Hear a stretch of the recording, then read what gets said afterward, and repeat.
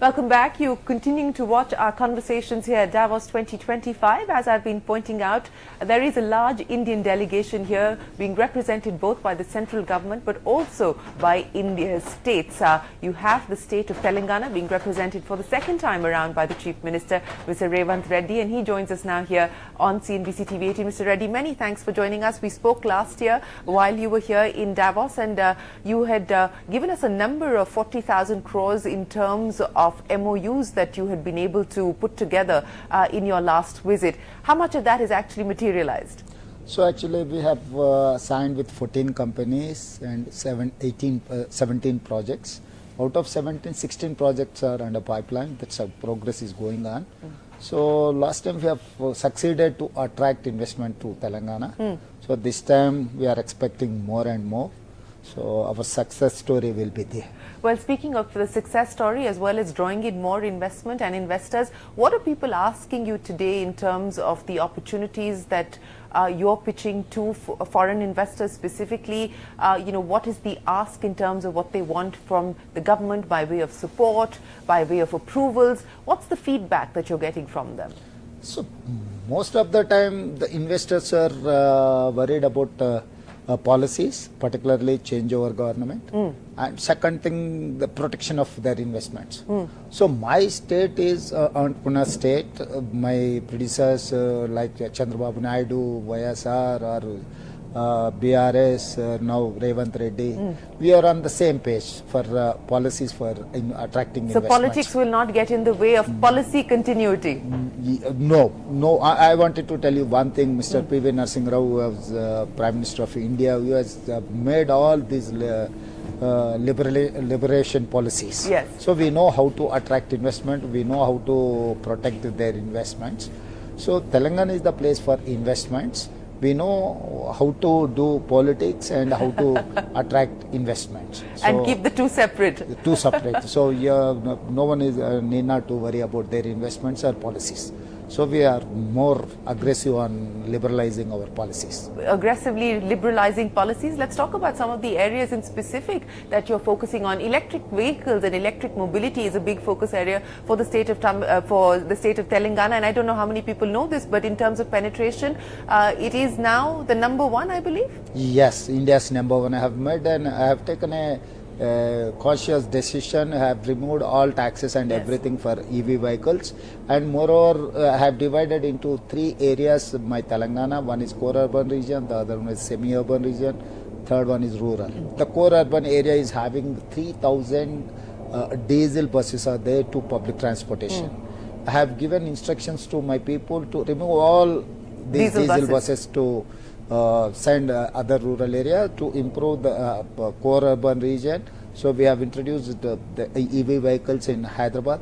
So we are more focusing on these EV vehicles in urban region. What about the charging infrastructure, Mr. Reddy? Because that has often been a constraint to widen EV penetration. What is the state doing about that? So we have an exclusive plan for that. Almost wherever government properties are there, we are allocating for charging, and we are calling for PPP model, public-private partnership, to improve the ecosystem. So next 1 year we are going to improve like anything. Okay, so next 1 year we should expect improvement through the PPP route on the charging infrastructure. Any targets that you've set in terms of what capacity you will want to set up? Yeah, our people are working on those lines. So my Hyderabad, the core urban region population is almost 13 million. So based on that vehicle traffic and other things, we wanted to improve our ecosystem based on the studies. So people are doing the studies, and shortly we are going to announce our decisions. Well, one of the advantages that the state enjoys is the fact that it has been part of the tech workforce and the knowledge economy, and it's very well positioned there. You have a lot of GCCs, the Global Capability Centers, in your state as well. What's the expectation in terms of growing that further? Is there anything specific that you will be doing? Any particular focus areas? Life sciences, of course, is a big play for the state. Anything else that you will focus on specifically? We are focusing more on AI and green energy and GCC centers, anyway data centers also. Most of the world's leading data centers are coming to Hyderabad. We are going to sign more MOUs in Davos only for data centers. Okay. So we are focusing AI, data centers and green energy. But these are the main focused areas we are focusing on. So let me pick up on data centers. If you can give us some specifics on who you are signing that MOU with and when you expect that to be operationalized. So actually, I don't want to disclose, but you are asking a specific question. Amazon is on the pipeline. Amazon is going to invest, and Control S, Mr. Sridhar Reddy has signed, and other mega engineering, they are going to diversify in data centers. Much more data centers are coming to Hyderabad. They are signing with the Telangana government. Okay, that's great. So you've given us some details there as far as the data center announcement is concerned. Thank you for that. But I also want to understand on the green energy side, because when we talk about data centers, energy consumption is also going to go up significantly. Electric mobility will also need more energy. How much of green capacity are you looking at for the state? Actually, we are focusing on 30,000 megawatts with solar, wind and pump storage and other sectors. So Telangana is the place for all these categories. So recently I have announced my green energy policy. While I am coming to Davos, I have announced my green energy policy. We are going to encourage more and more to invest in this sector. So our target is 30,000 megawatts. So it's a huge, we wanted to produce a surplus power to supply other than Telangana. We wanted to supply the country, all over the country. So we are much more focusing on green energy. Green energy. And AI, because that's the third focus area. Anyway, we are IT legends. Yes. So Silicon Valley is run by our Telugu people. So anyway, even Satya Nadella belongs to our community or otherwise our state. Yes. So IT and pharma, we are legends. We have surpassed even Bangalore also. So now the third is green energy and AI. So we are more focusing on that. Our ecosystem is there. Technology is there. The system, the human resources are there in Telangana, Hyderabad.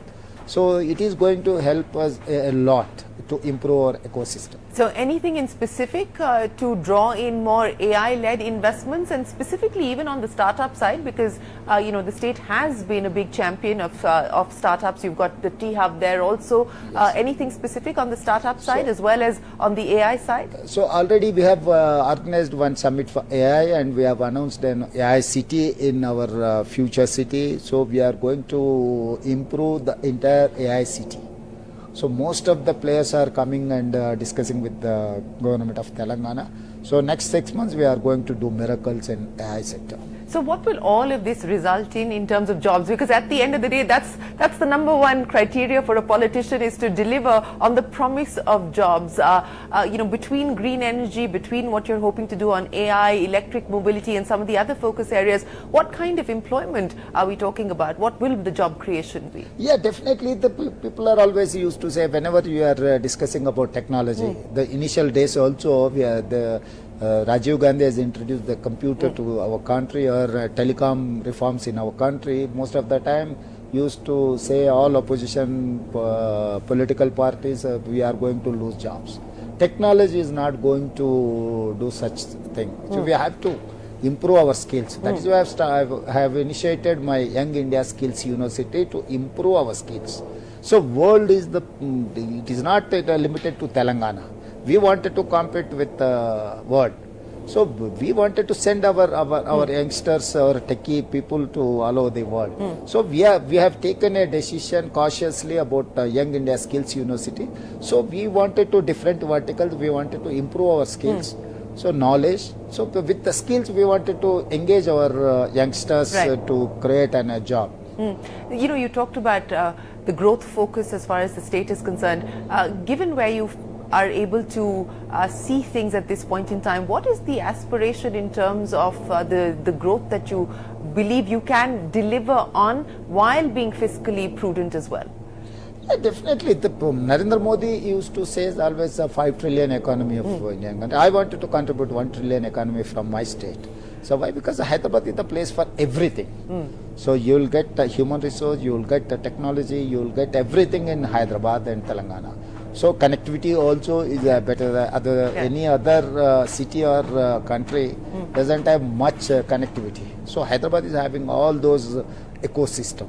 So with that I wanted to contribute 1 trillion economy from Telangana. 1 trillion from Telangana. Yes. That is your contribution, and that is your target and your ambition. But you know, it's an interesting India house here, because you're sharing space with your colleagues and fellow states. You're housed with UP and Kerala, and of course we've got Tamil Nadu, Maharashtra, and Andhra Pradesh together. While you know, there is this competition on between states to draw in investments as well. You know, how do you ensure that it remains healthy? So I don't think so. They are my competitors. They are my siblings. Why should I compete with my neighboring states? That is what I wanted to clear one thing. $1 trillion economy. If Telangana has to improve, we have to compete with New York, Tokyo, Dubai, Singapore, or any other place, Vietnam, Thailand. So these are the where we have to have visited South Korea. So I wanted to improve Telangana, China +1. So whoever wanted to shift their base from China to India, that is the place for Hyderabad. So Hyderabad, Telangana is the China +1.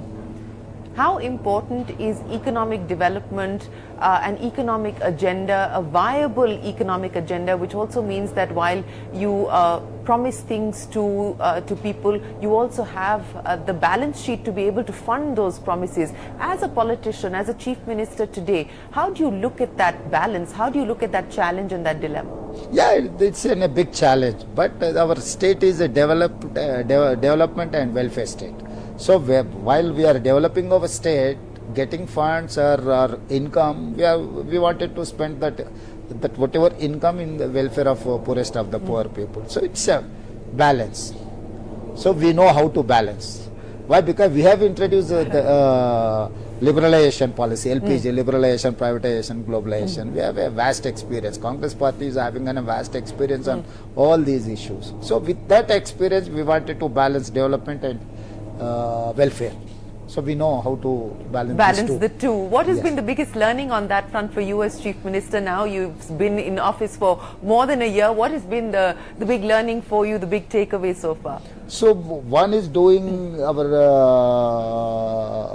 duty, the other one is marketing. We have to improve our marketing strategies. But because this is also crucial for any politician or political party. So we have to learn something to